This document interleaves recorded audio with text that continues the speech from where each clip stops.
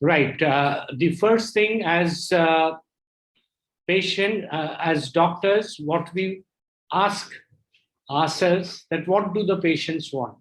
Well, definitely they want everything. They want the most convenient time. They want the best doctor. They want the maximum chair time. They want it maybe even at their home. But so it is probably not the best question to ask. The best question probably is to ask what is the patient willing to pay for? Because that is the real crux of the whole thing in our context. And so essentially, if it is affordable, it is there. If it is not affordable, it is not there.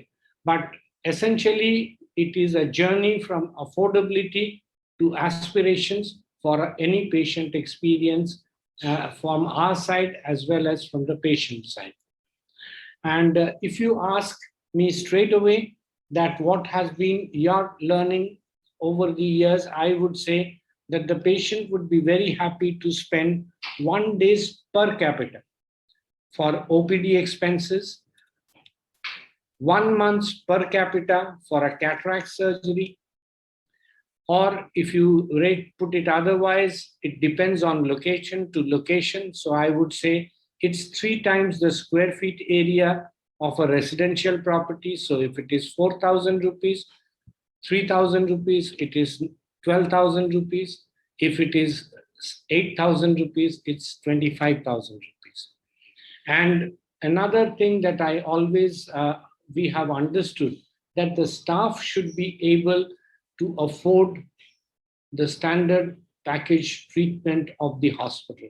Many of the hospitals, I find that the staff have to be rationalized. That is not effective pricing.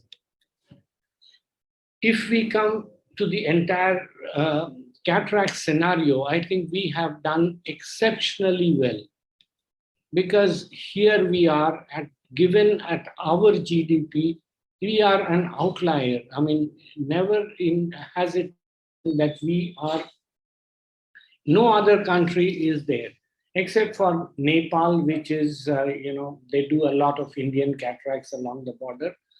So that's it. And so what does it teach us? And then we see that what is the population? Are we ending up at a point where cataracts are drying up? Demography that follows. So the demography looks pretty encouraging, that the people between 45 to 55 or 55 to 64, there is a good reasonable target to follow. If we see our vision at operation, well, almost about 60% have vision of 612 or better in the operation before operation. So, I mean, how much more can you take it further? And in fact, if you see from 2018 to 19 to 20, it hasn't improved that much. It might seem a little depressing, but there are many other areas where we can improve upon. Now, let us see that why I insist on affordability, because I know I'm giving this lecture to young people, and because this is the best point. If you pick up the affordable class to serve, you break even quickly, you get an recognition from them early, because they are the aspiring lot, the people who are in the lower bracket of the social pyramid. So essentially, if we see the industry, the best figures are available from the industry. 35 lakhs of the 65 lakh cataracts that we do, more than 50% belong to the,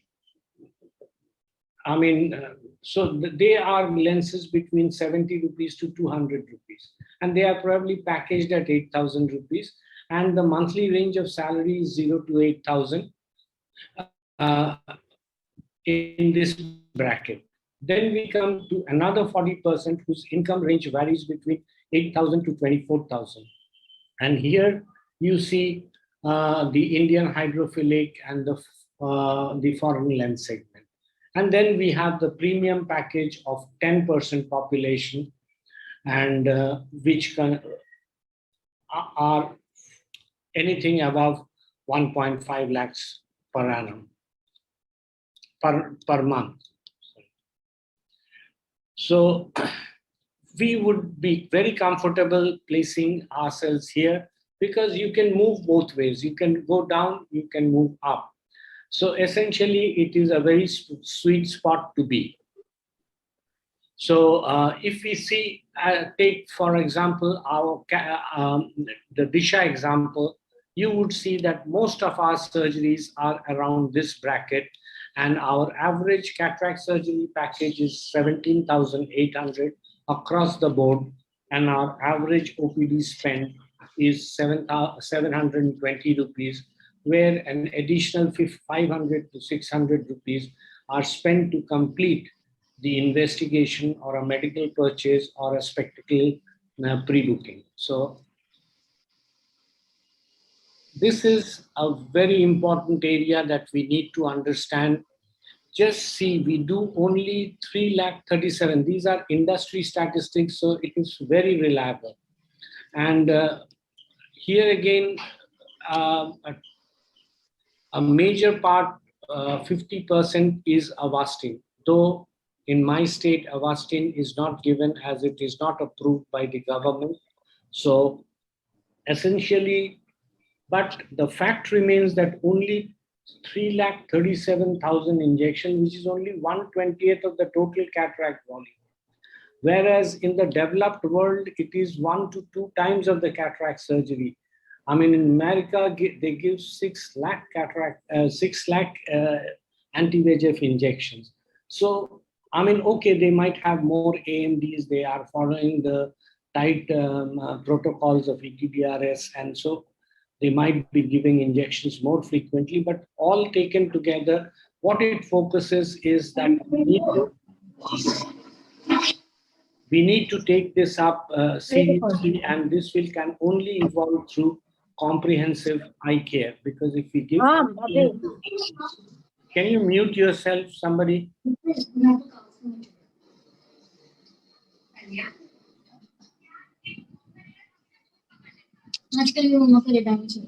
Can I request the conductor to mute everybody else?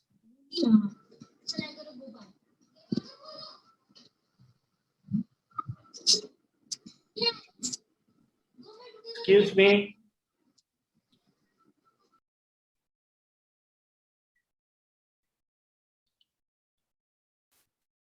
So this is a very important area, because when we get into start and planning a practice, we need to understand that how many patients would give how many interventions. Then what is the usual industry standards, or what is the usual practice standards?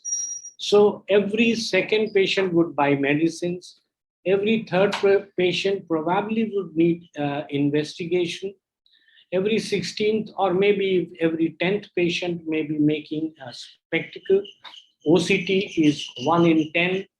Of course, it depends upon the rates that you offer. And so essentially, this is how you can plan your investigations and your interventions. So in cataract, it is, you need to see 15 patients. I mean, if most of us, most OPDs, most doctors subsidize at the OPD level. So suppose they are subsidizing 200 rupees at the OPD cost. So essentially, it is 3,000 rupees subsidized at the OPD before they come to operate a cataract. They are 30,000 rupees subsidizing for a retina injection. So, I mean, of course, these numbers, as I told you, have to improve. So these are we need to understand, these are big data, like from DISHA. So naturally, data of 12 lakh patients over 5 years' time. So That's good 60 lakh patients intervention ratio. So essentially, can we have this one? Essentially, as we move ahead into practice, the first 1 to 6 years, I think we need to create a brand value. We need to learn the nuances of practice. So we have to join another practice or work in another hospital or an NGO hospital. And this should be essentially closer to the area of practice if you have already decided to take up your individual practice as a goal of life in the years to come. And during this same time, you could also start your evening clinics and a surgery center visit where you operate your cases. There are many centers who would let out, especially single practices, they let out to operate younger surgeons. And then you start your own setups. There are certain critical numbers. I'll come to that. And then it would be, this is a stage when you start collaborating, because then you have the strength. You need the power to do a right kind of collaboration. It is not out of desperation or out of sheer need or, to go ahead with time. It is with then you can take up group practices, and from 25 and 30 years into practice, I think one needs at the age of 58 start thinking of phasing your practice, whether you're going to hand it over the practice, whether you're going to have a joint venture and enter a retirement practice. So all this becomes important. Now, where? Then comes the question where. So it must have a growing elderly population, and there must be young people to support, because the economy should be okay. Usually the city fringes are very good areas. If we talk about underserved areas, or maybe there's a retiring big practice, you could strategically locate yourself there. And the place itself must be expandable, must be accessible, and must be a visible location. So expandable is important because we have to go brick by brick. Now, how? You have to dig deep into the data. That's why I showed some of the preliminary data. And this decides the where and what. And we have to make a realistic choice to locate our practice as to which segment we want to serve. And the offering, try to be unique. Don't try to be the best, and don't aim to be the largest or the biggest. That follows or happens in its own way. But try to give something which people really want. And this uniqueness comes from what people really want. Like if you say IKEA, furniture brand of from the Norwegian country. I mean, it is top-class furniture, but it's for young people maybe, and you have to come and assemble the furniture. You have to buy the entire dismantled furniture from the store itself. There's no service. So all this makes it a very unique product, and young people like it. I see my children very inclined to this and very excited that IKEA is coming to India. So there's a unique offering in the whole thing. So think of the uniqueness and compete with the competitors on your strengths and try to strengthen them further, because it's easier to strengthen your strengths rather than overcoming your weaknesses. And as I said, we should go brick by brick, focus on systems, because whatever small or big you start with, you should start small. You must have systems and start training at a very early stage. From the systems come evaluation, and you get the results, get the data, improve, recruit, replace, design it into an incremental value chain. And obviously, at some stage, you need the retirement, collaboration, mergers to be considered. So essentially, fair price is a beginning for me. And transparency of is obviously we better be transparent. And these two things combined would bring in faith, which will make the aspiration for the community to ask for your service, and the compliance become all the more better if it is fair price. And this gives a very strong, if you surprise them with your price, the word of mouth becomes automatic. How often have you heard the doctor did not charge any fees? I said, how does he survive? But then he's a good doctor because he didn't charge any fees. I mean, that's very difficult to assimilate. But fair price is much more associated with our business than with anything else, and this promotes growth. And with a little social and a PR marketing, we can get the scales to imbibe technology, put in systems, as I said, from the first chain, and create the value chain and take it up the order to replicate and perpetuate. Well, as I said, when would you start? You are in the chamber surgery center stage. Until you have 30 patients a day, or maybe at least 20 to begin with, if you are more adventurous. I mean, they should be branded and they should follow you.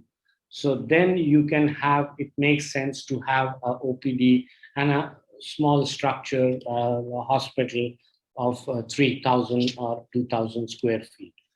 And then it can slowly grow into a 3-doctor setup. So it's 3,000 and the revenue. So generally in private practice, you would see a doctor generating 1 crore of revenue, crore to crore and a half, because there are other additional costs, as we will see as we go down the line. And then the diver could be that you can actually bloom into a full-fledged multi-speciality eye hospital, or you could just scale up to a second hospital in a location where from your patients come. And at the real scale of having a full multi-speciality hospital would require 400 patients a day. But first thing, even when you are, can I have the timer here? Even when you are managing your home finances, do have a profit and loss, where the profit is the income coming to your income and the expenses. So, and you have your wealth. So if you tag in the wealth and balance it out, it forms the balance sheet, and this is the profit and loss. So micromanage everything, and you will probably get into the intricacies of these things. These figures may look big, but it isn't all that big. So essentially what you see that a small practice which sees 5 patients in the OPD per day, this is a surgery center, this is a chamber with going to a surgery center model. The revenue is 17 lakhs and the doctor's income over expense is this, and his monthly income is 72,000. Fair enough to start with, even with 5 patients a day. But the only catch here is I've calculated with intervention for cataract as 15 for every 15 patients in the OPD, you get 1 cataract, which may be very difficult. And so this is the monthly income. And so this profit and loss, you can have a snapshot, you can keep it. These are all the heads that are there in Disha accounts for our profit and loss. And this is something I insist upon. Now the balance sheet, always they say that the liability should be equal to the assets. So what is a balance sheet? Is what you own and what you owe. So essentially the liabilities have to balance the assets. Now, how does it work in business? I showed you the profit and loss. So in that you will be at profit. If you are in profit, it will come to the reserve and surplus. And suppose you have taken a loan. So with the loan, it will show it in the liability, but it will come in your assets, somewhere in your assets.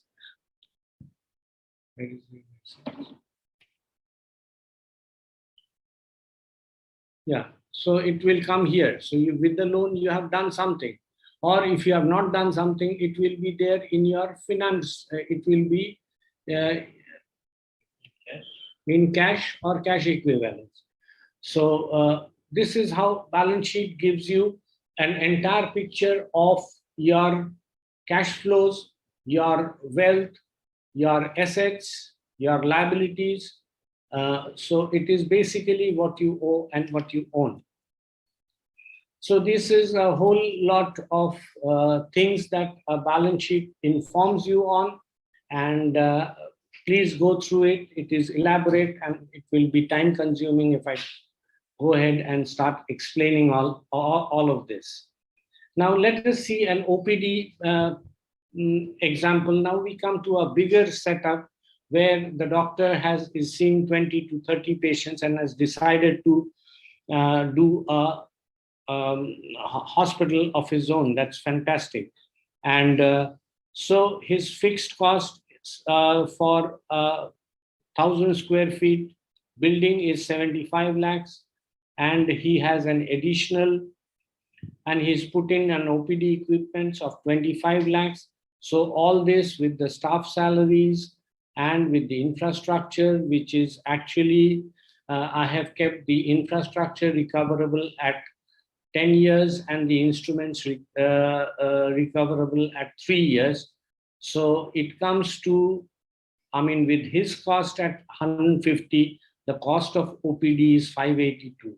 So we would say that the chamber model was probably better, but here you are spending for tomorrow. So essentially this has a advantage of going from 20, 30 patients a day to 50 patients to 100 patients. But that one probably is not. It is a linear model and you will not grow. And so essentially at some stage, this model will become viable with this. So now let us see the investigative costs. So I would just concentrate on the OCT maybe.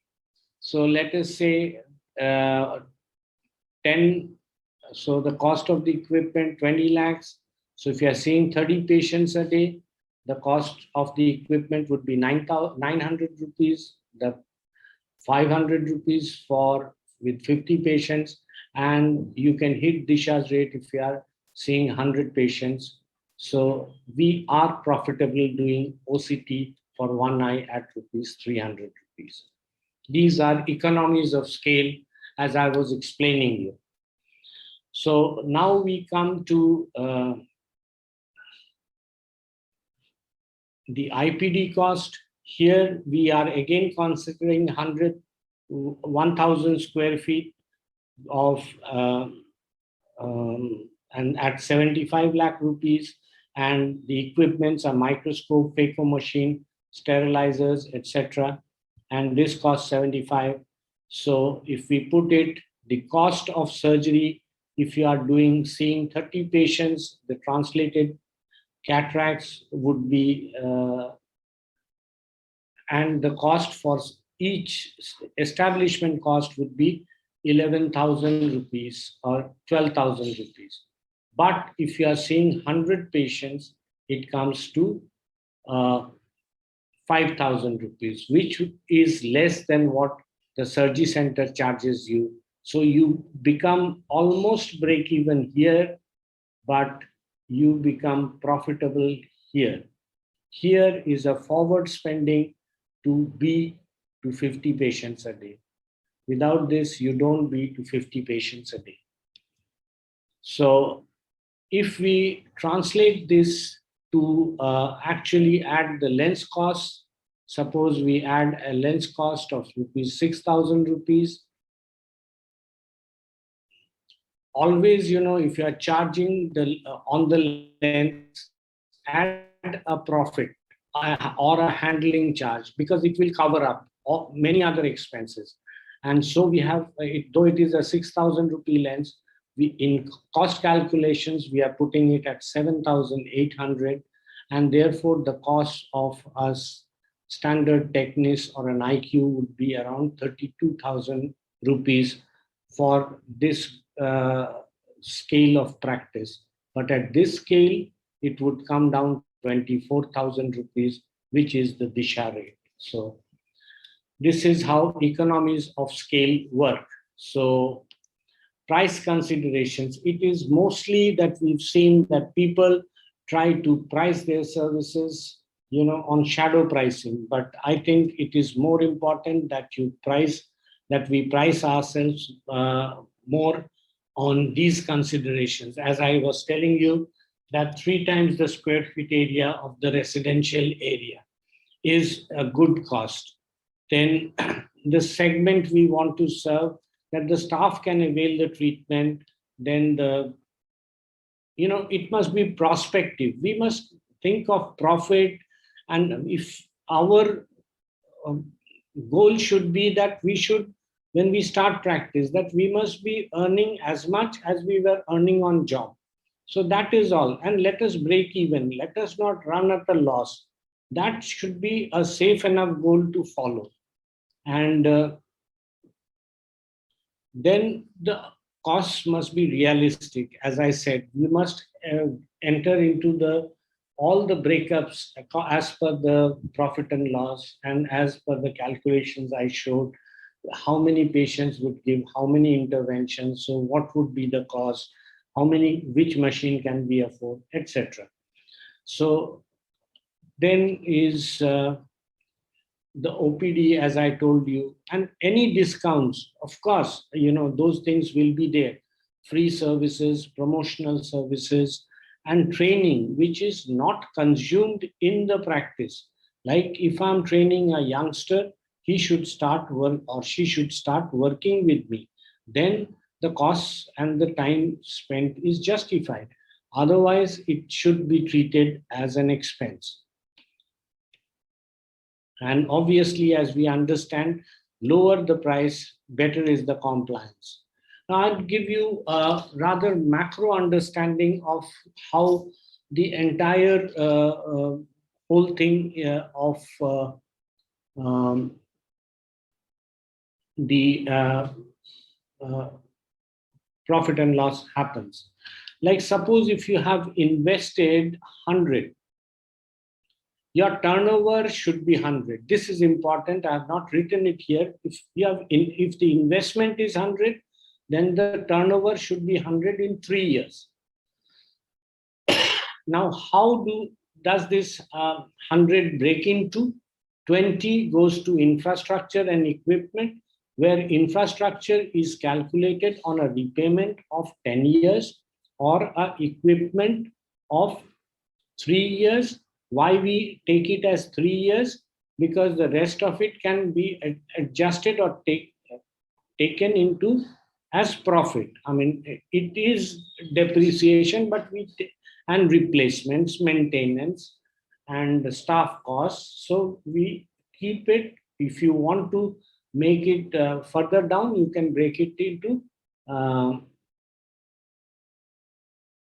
maybe 5 years. And staff and maintenance like housekeeping, security, lift, electricity, all taken is 10 plus 10, that's another 20. And consumables is 20, and the doctors 20, and the profit is 20. So private practitioners say, oh my God, I'll just earn only 20. Well, that's something probably you have to do, but eventually it will become 40. And when this is taken care of, then it becomes 60. Now this is the 60 that you can play with. Now you can invest wherever you want to. Mostly business money should always be in the business. So it should be a second place or new equipments or whatever that you think is good for us. According to our turnovers, there is a rule of 6 for revenues, where 60% goes to cataract, comes from cataract, 6% from OPD, 6% from investigations, 6% from spectacles, pharmacy, injections, retina surgery, and other surgeries.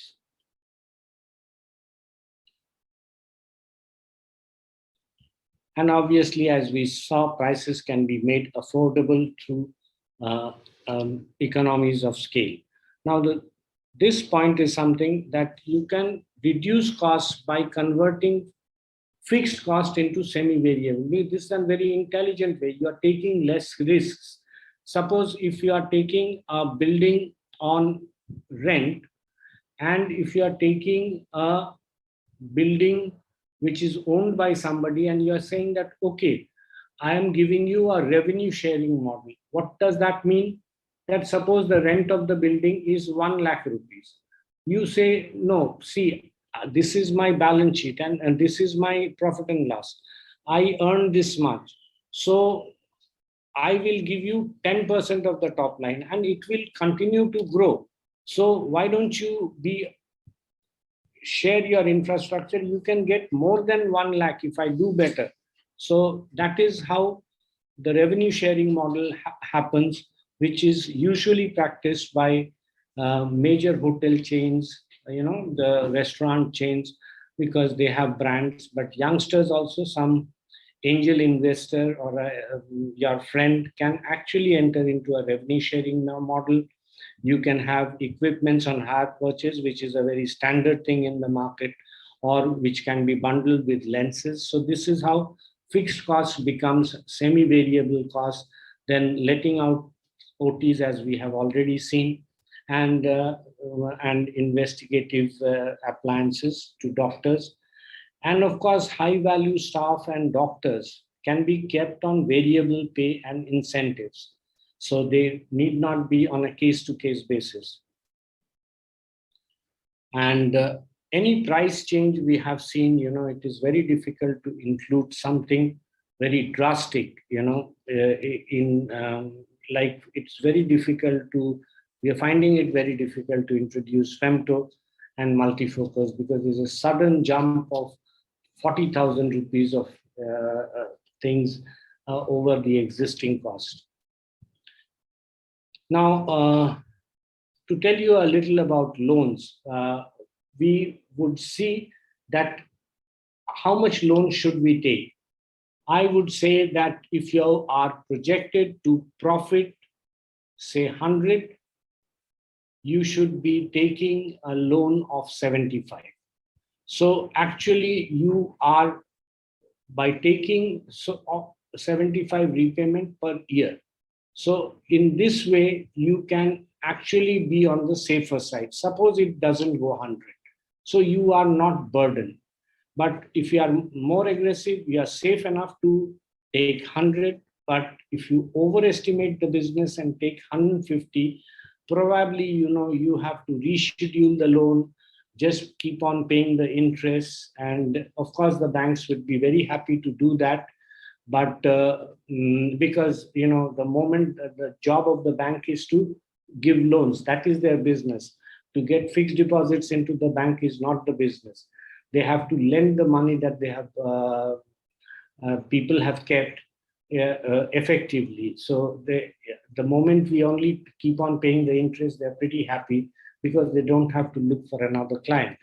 So, there are a lot of term loans. You have to do a good project writing, but, if it is your turnover is 30 lakhs, you can safely get about 30 lakhs of loan, but you won't get 5 crores. For 5 crores, probably you would require something around 5 to 10 crore turnover, and it has to be a 3 years balance sheet. And that is what I'm saying. Keep your accounts from day one, your profit and loss balance sheets. Sometimes we think that it's just to pay taxes that we need balance sheets. No, it is needed for the business. To understand your business, to understand how you are doing, you always need to do that. And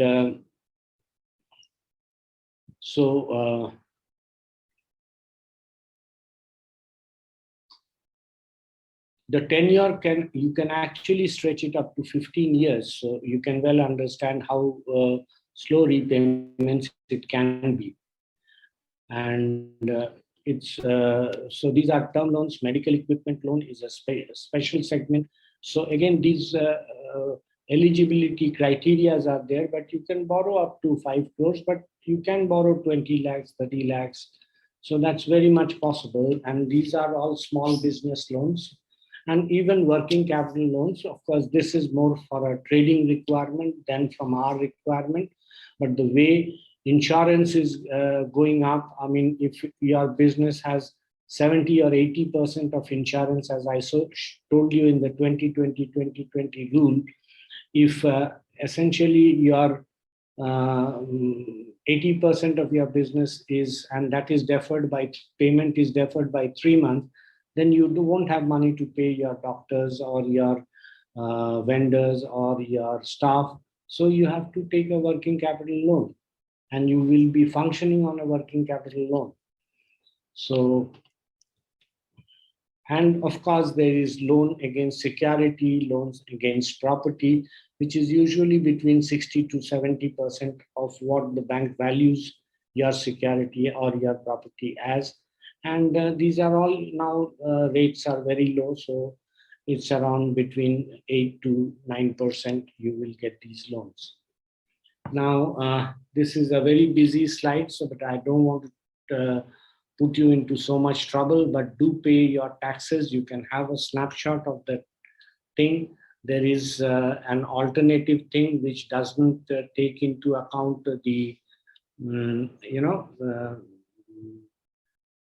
all the ATC and all that, but I don't think that is a better way.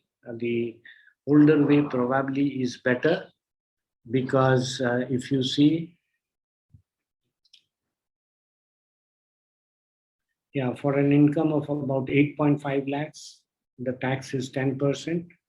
At 7.5%, it is this. So if you see that the comparison between the old and new tax regimes,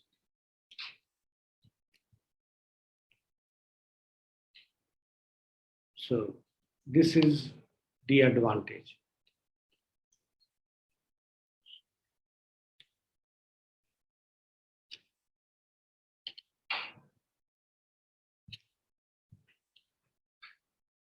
So essentially, it is people are working up to, this will be available for everybody up to this range, but above this range, well, taxation is a statutory thing and we all need to pay taxes, that is for sure.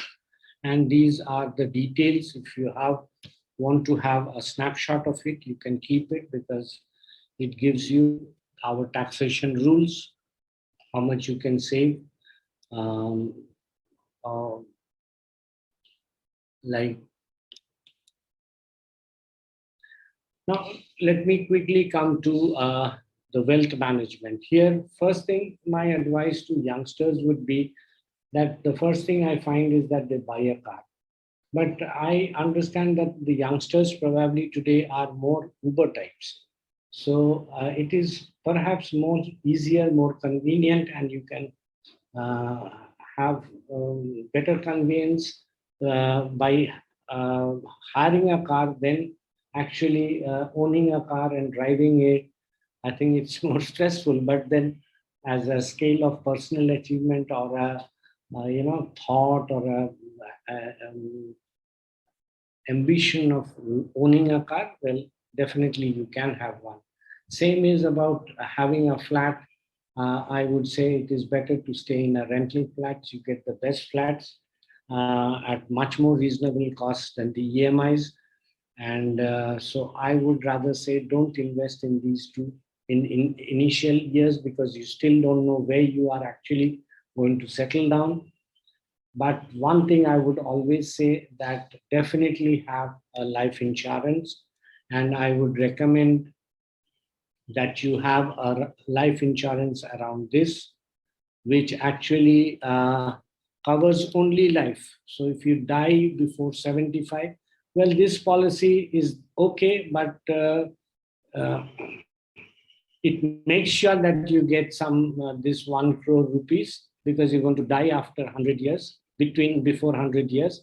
But this probably you're going to outlive that and you're not going to get anything, but it covers a 1 crore life coverage from 30 years till the age of 65. So, and you can tip it up with an SIP. I would not recommend going into taking that money back policies, because in this you end up having you see that if you put this is what it would cost you, 1,600 rupees in term insurance and 10,000 rupees in SIP per month will yield you 3.5 crores at the age of 65, while you get 1 crore of life cover till the age of 75. So these are good things, and definitely we have a life insurance and have a health insurance, and then go ahead. I'm not advising you on health insurances because I think you all know much better than that. Having these basic insurances in place, then you can, I have heard that, if you can actually take a low base policy, and if you can top it up with other top-up policies, probably those work economical, definitely look into that. But what is important is to start early in having your life insurance and your health insurance. Because, and of course, if you talk about wealth management, definitely, I see my youngsters in the hospital always investing into stocks. So definitely there are debts, there are mutual funds, and there are the stocks.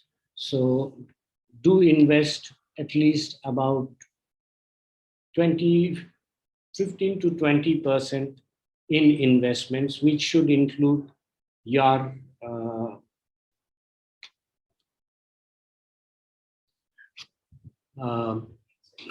16,000 rupees here, and another maybe 15,000 rupees here. So 25,000 rupees, and the rest of the 75,000 rupees, I think, should cover a lot of things for a beginner. So essentially, mutual funds and debt funds are okay. They are less volatile, they are stable, but the stocks are interesting. And if you see, stocks over years on the long term has always given more than debt, always given more than fixed deposits, always given more than recurring deposits or any other mode of treatment. So keep a small portfolio of stocks. It is a good portfolio to be. Choose large caps. Because you don't know, you have to be really into the stock market to do all this in the small caps. But if you are in the large caps, you can always be there. So on the long term.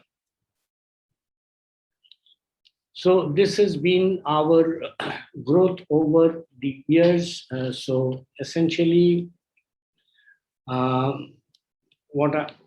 we started here, which was my practice, which was about 1 crore of rupees in 97. And then my friends joined hands and we moved on together. And you can see the curve was rising. The figure, as I was talking to you, it became 51,000. Then it became 93,000. At around this time, we were having 5 doctors. Then at this time, probably we were having 7 to 8 doctors. And you can see as the branches came up. So this was our first branch. You can see Shadafuli across the river. And so essentially we followed the patients. So of the second hospital, as I told you, that whenever you have about 50 patients from a locality, you are ready to start a small hospital. So this will go over a 3, 4, 5 years term to 150, which is a good operating economies of scale. So, and then we had invested back into Polta, and then we went 200 kilometers off to Durgapur, and then we planned to be in the city. So these are strategic decisions taken by our doctors, talking to each other, and also on the data bank, looking into the data, where from are the patients coming, so where should we locate ourselves. So as you see, we, in this time, as we planned to be in the city, in 2013 and 14, we made 4 hospitals in the 4 corners of Calcutta. And then we tried to be in the city. And these are, of course, district locations. And finally, we clubbed this into our dream hospital, which is in Newtown. So this is how you must constantly keep on engaging with the surplus. All about growth in the financial side is what you do with the surplus. There is a limit to how much you can consume. So essentially, we must all look forward to creating value and the growth, because growth is such a thing which gives you continuity, which gives you propagation, which gives you the perpetuity, because that becomes the ultimate area. So this I wanted to show you only because of the Corona year. So this is 70,000 operations we did in 1920, whereas in the Corona year it dipped down to 55. Where the other surgeries we fared rather better, especially vitreoretina was a big help, injections and vitreoretina, where we did almost same, and our revenue drops, as you will see, hasn't dropped so much.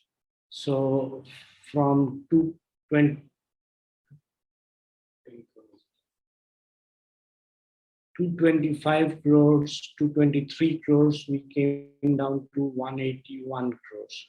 So, and also at that level, we have profits. So essentially, it is always, there is a phasing away of practice, as I was telling you. So start thinking at 55.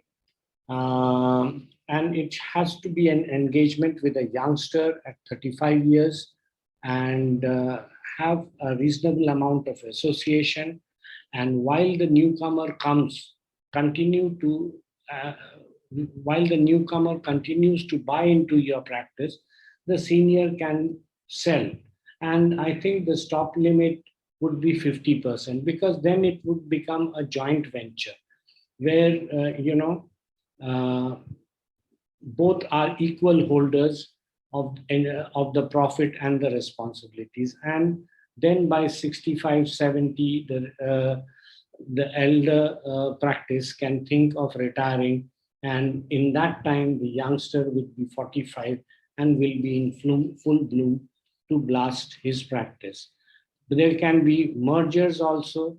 Usual valuations is actually 2.5 to 3.5 times of the top line, but this depends on the growth of the hospital, how it is doing, what is the age of the consultants, employees, what is the brand of the hospital. So these are important considerations, and 10 to 15%, 10 to 15x of the profit is usual. The assets are usually kept aside. It can be if there are companies like us which have a lot of grown out of internal accruals, their assets can be quite high because most of the buildings are theirs. Now, if you are engaging into a group practice, I would say that, you must see the promoter's interest. He must be the senior most, he must be the most skilled, he must be the most resourceful, meaning he has the biggest practice. And, there has to be some friendship or some alliance in some sort or the other. And the concept should be approved by the wives or the husbands, because unless that is done, this leads to problems. And of course, the promoter, somebody or a group should have a controlling state, because that 33, 33, 33 is not a very good concept. So again, let us understand that why did I give you such a big lecture? The only thing that I have always realized, that cost is the primary thing. If something doesn't appeal to me, that this is not my hospital in terms I can't afford it, then it is not there for me at the first place. So of course, as doctors, I am always sure that we will give quality and we will not make quality compromises that are dangerous. And that is what I want to say, that, if we have low quality, it always sounds as if low cost is low quality. But if we focus on quality, then we will see that the fair quality appears and low cost is not low quality. So the best way to get to quality is through attending affordabilities. And the other thing is, try to simplify everything, and technology is for simplification, and ultimately for the people who are as visionary as they are. We understand, he tells, that simplicity is ultimately the ultimate sophistication. Thank you very much.